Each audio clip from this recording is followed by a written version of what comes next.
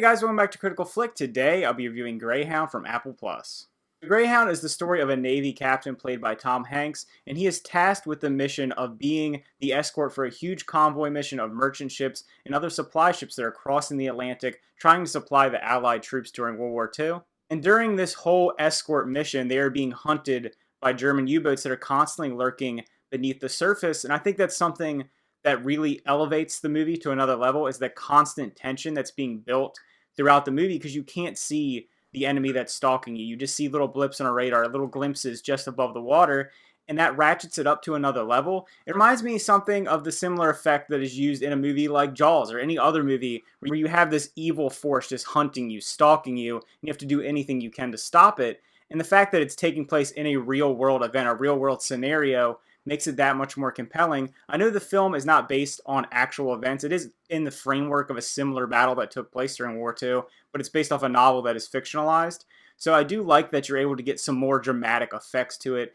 Historical dramas are some of my favorite films of all time, and it's just because it hits a little more home knowing that this is based around things that, could have happened or did happen during these incredible events in world history. Tom Hanks playing this captain is another great role for him. Obviously, we've seen him in World War II dramas before. He was obviously phenomenal in Saving Private Ryan. In this film, he's someone who's a little more inexperienced, someone who's really in over his head at multiple times, but he's always trying to do the best thing. And one of the things about this movie that stands apart for me from other World War II films is it really dives into the tactical aspects of naval warfare. You're getting to see the little maneuvers, the decisions that have to be made split second between saving hundreds of lives or dozens of lives and just all the pressure that's on these people in command during these huge high stakes events.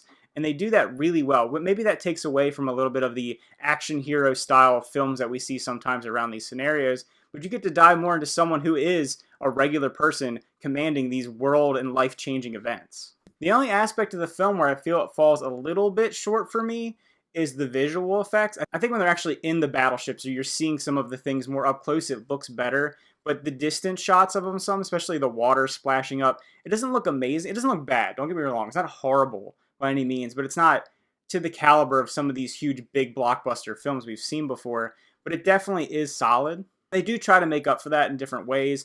There is an obvious use of kind of a gloomy, dark look. It's in the dark a lot of times, things that are happening. So it covers up that. You don't have to have the best visual effects if you're not seeing it in bright daylight. And some of the battle scenes are actually really well done. There's a scene where two of the battleships are crossing paths with one another, trying to destroy one of the U-boats that's just rise to the surface in between the two.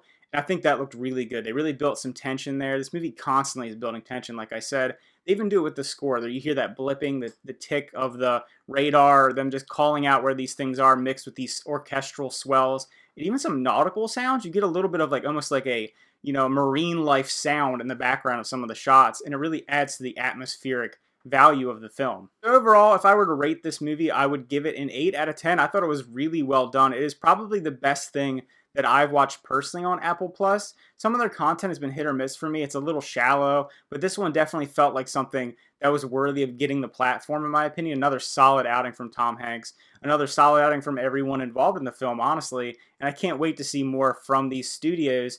And just, yeah, it's great to dive back into some really great historical dramas. I feel like we haven't gotten too many. 1917 was fantastic last year. This wasn't quite on the caliber of a film like that, but I don't think it ever meant to be.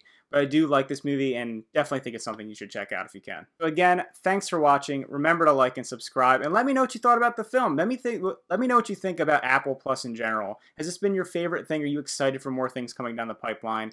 Leave those comments down below, and see you guys next time.